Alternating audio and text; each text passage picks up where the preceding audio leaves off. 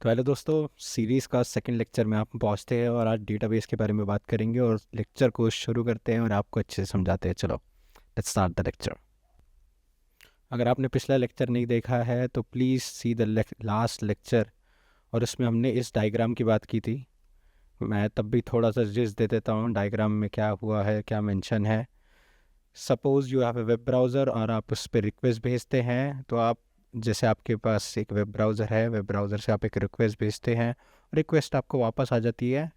ठीक है, आपने गूगल को रिक्वेस्ट भेजी, बट एक्चुअली में ऐसा नहीं होता, कुछ अंडर स्टेप्स चल रहे होते हैं। पहले डीएनएस सर्वर पे जाती है, वो डीएनएस लुकअप करता है। हमने पिछले लेक्चर में बात कर चुके हैं डीएनएस क्या होता है। Please check the previous lecture अगर आपको समझना है क्या होता है।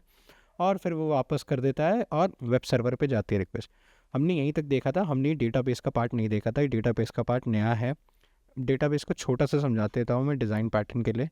ठीक है, अगर आप पहली बार भी देख रहे हैं या नए एडवांस भी है, डेटाबेस इस बेसिकली अगर फाइल हम सेव करना चाहते हैं लॉन्गर टर्म के लिए।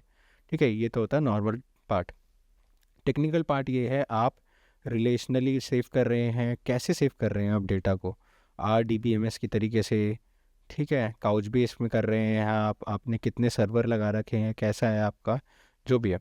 तो हम देखेंगे डिज़ाइन पैटर्न पे आपका डेटा के हिसाब से कैसे कैसे चेंज होता है और क्या क्या आपको क्राइटेरिया होते हैं। देखेंगे क्या क्या क्राइटेरिया यूज़ करने पड़ते हैं जब भी आप एक डिज़ाइन को सोच रहे होते हैं एप्लीकेशन की। जो जो आप एप्लीकेशन बनाएंगे उसमें आप क्या क्या सोचेंगे, कौन से डेटाबेस को कैसे कंसिडर करेंगे। ठीक है, तो चलो बढ़ते हैं। ठीक है, डेटा का स्ट्रक्चर क्या है। देखो, डेटा के दो टाइप हो सकते हैं। एक तो होता है स्ट्रक्चर्ड,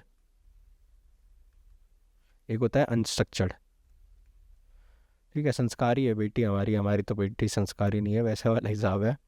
तो देखो, जब भी आपका डेटा स्ट्रक्चर्ड होगा, अच्छे फॉर्म में होगा, जैसे बैंक वाले सेव करते हैं, बैंकिंग में आप गए होगे, बैंक में आप जैसे अच्छे से फॉर्म फिल करवाते हैं आपके। ठीक है, ऐसे जब भी डेटा होगा जहाँ पर आपके पास अच्छा डेटा का स्ट्रक्चर्ड है, नाम है उनका, फ़ोन नंबर है उनका, अकाउंट नंबर है, उनकी डिटेल्स है, सब है, तब आप ट्राई करिए। ट्राई क्या करिए, आपकी अच्छी प्रैक्टिस होगी एसक्यूएल डेटाबेस को। बट जहाँ डेटा स्ट्रक्चर्ड नहीं है अच्छे से, ठीक है, कौन सी चीज़ें हो सकती है ऐसे जहाँ स्ट्रक्चर्ड नहीं है। मान लीजिए ट्विटर है। ट्विटर ट्विटर में कैसा होता है, ट्विटर अब एक्स बन चुका है, एक्स है। आपका पोस्ट है, पोस्ट में क्या होता है, इमेज हो सकती है कभी कभार, मीडिया फाइल हो सकती है। ठीक है, इमेज है, मीडिया है, तो इनमें एग्जैक्टली पता नहीं लग रहा कि कैसे है, तो इनमें नो एसक्यूएल चलता है। ठीक है, ये एग्जांपल ऊपर से है समझाते हुए, थोड़ा सा जूम इन कर लेता हूँ और अच्छे उसके लिए। ठीक है, अब देखिए, यही समझा रहे हैं इसमें। अगर आपका अगर आपका रिलेशनल डेटा है, जैसे बैंकिंग में होता है, बैंकिंग वाले लोग बहुत यूज़ करते हैं एसक्यूएल को। आप भी अगर बैंकिंग सेक्टर में है तो ऑलमोस्ट एवरी टाइम आप एसक्यूएल रिलेशन को देखेंगे, और ज़्यादातर वो एक ही डेटाबेस में रखते हैं अपना, टू मेंटेन सिक्योरिटी। हम ये आगे भी मेंशन करेंगे क्या सिक्योरिटी इश्यूज होते हैं इसमें। और जैसे मेरा ट्विटर जो भी एक्स हो चुका है उसका एग्जांपल लिया था, वो ज़्यादातर नो एसक्यूएल डीबी यूज़ करते हैं। ठीक है, वहीं अनस्ट्रक्चर्ड उनका सेमी स्ट्रक्चर्ड होता है, अनस्ट्रक्चर्ड भी हो सकता है आपका डेटा। तो इलास्टिक सर्च जैसे नो एसक्यूएल जैसी चीज़ें यूज़ होती है, और इनके रियल एग्जांपल जैसे यूट्यूब है। ठीक है, यूट्यूब में कुछ जगह एसक्यूएल भी यूज़ हो रही होती है, उनके दूसरे स्टेट जहाँ रिलेशनल डेटा यूज़ हो रहा है। पर आप इतना वो मत समझिए, बस बेसिक एग्जांपल यहाँ समझिए कि एसक्यूएल और नॉन एसक्यूएल कैसे डिवाइड होता है। मैं और एग्जांपल से भी अच्छे से समझाऊंगा। स्केलेबिलिटी, जब भी आपको ज़्यादा स्केल करना है, चलो भी एक एक पॉइंट को अच्छे से समझते हैं, आराम से समझते हैं। ठीक है, वर्टिकल स्केलिंग, और वर्टिकल स्केलिंग होती है, एक हॉरिजॉन्टल होती है। इसको मैंने एक अलग वीडियो में आगे बनाने की सोची है, बट अभी के लिए समझा देता हूँ। आपके पास घर में एक पीसी होगा जिसकी कुछ 8 GB रैम है, अब तो ज़्यादा ही आती है। अगर आप उसमें 8 GB और डलवा लें तो इसे कहेंगे हम वर्टिकल। इसी चीज़ में आप डाले जा रहे हैं। हॉरिजॉन्टल ऐसे है कि आपने एक और पीसी ले लिया, फिर एक और पीसी ले लिया, फिर एक और लैपटॉप ले लिया, और ये सब जोड़ के आपने सर्वर बना दिया, अपना डीबी बना दिया आपने। ठीक है, अगर जब भी आप हॉरिजॉन्टली बढ़ा रहे हैं तो यूजुअली नो एसक्यूएल यूज़ होता है।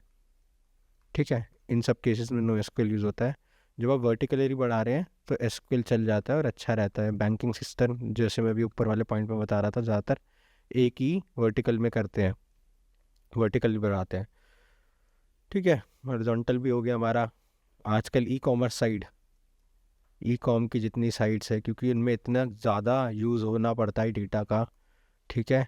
हर जगह डेटा चाहिए। अगर आप मान लो कोलकाता में बैठे हैं और पता नहीं क्यों बैठे हैं कोलकाता में, आपको शहर छोड़ देना चाहिए, और दिल्ली में भी बैठे हैं तो वहाँ का सर्वर होना चाहिए जो जल्दी से रिट्रीव कर दे। कोलकाता में कोलकाता का होना चाहिए। ऐसे बहुत सारे सर्वर बैठाते हैं। यूट्यूब का भी ऐसा ही सीन है।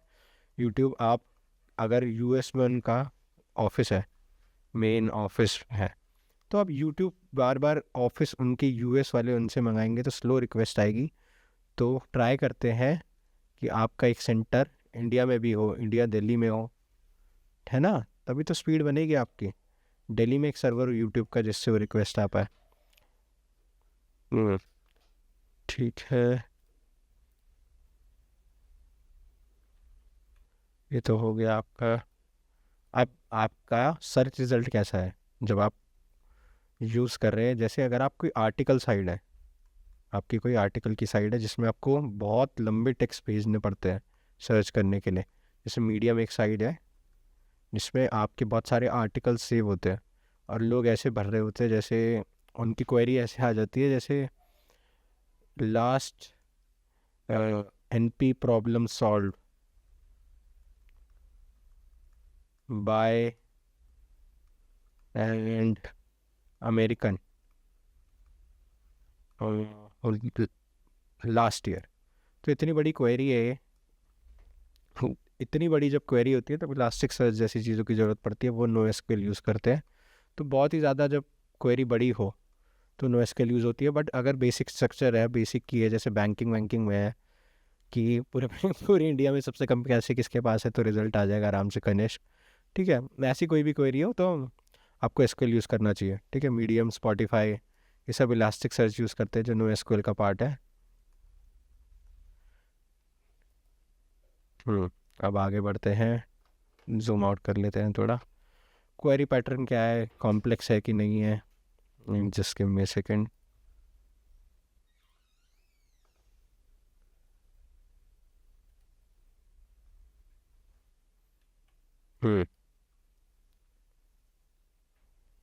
कंटिन्यू ही तो जूम आउट कर लेते हैं थोड़ा सा।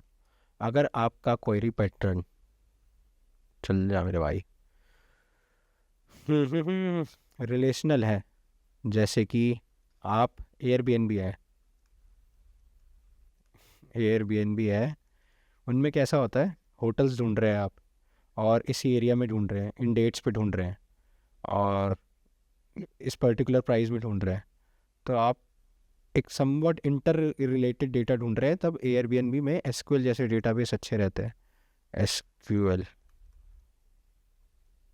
जैसे डेटाबेसेस अच्छे रहते हैं, ठीक है, तो उनके लिए अच्छा है। बट अगर आप लिंक्डइन है, लिंक्डइन पे ग्राफ एल्गोरिदम यूज़ होती है, जितनी सोशल मीडिया साइट्स हैं वो ग्राफ्स का यूज़ कर रही होती है। अगर मैं हूँ यहाँ तो मेरे अगर क्लोज फ्रेंड्स हैं और उनके क्लोज फ्रेंड्स हैं तो वो मेरे कैसे क्लोज फ्रेंड रहेंगे, ऐसे ग्राफ के एल्गोरिदम्स जब भी यूज़ हो रही होती हैं तब नोएसक्यूएल यूज़ होता है, ठीक है। एसिड प्रॉपर्टी, डीबी का एक बहुत ही इंपॉर्टेंट पार्ट होता है एसिड प्रॉपर्टी। इसकी 4 चीज़ें होती है, ACID। अभी मैं डेप्थ में एक्सप्लेन नहीं करूँगा बट आप समझ लीजिए, डेप्थ में एक्सप्लेन नहीं करूँगा, बस आप समझ लीजिए। जब भी एसिड प्रॉपर्टी कहीं भी मेंटेन करनी होती है, ज़्यादातर बैंकिंग सेक्टर में होती है, ठीक है, जब भी एक्सप्लेन करनी होती है तो एसक्यूएल डेटाबेस यूज़ होता है। जहाँ पर ये इस एसिड की ज़रूरत नहीं है, ठीक है, वहाँ पर व्हाट्सएप यूज़ होता है।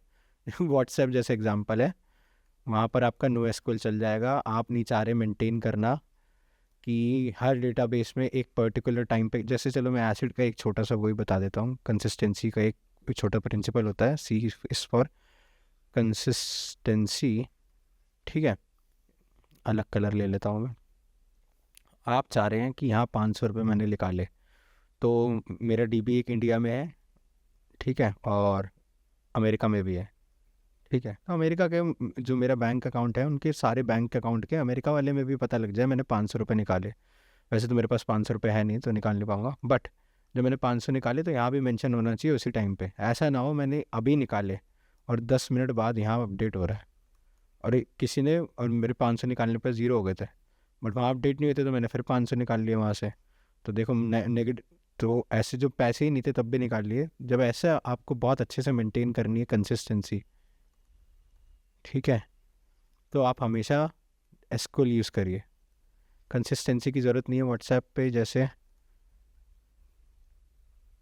ठीक है, आपने मैसेज भेजा 2 मिनट बाद भी चला गया तो कोई दिक्कत वाली बात नहीं है।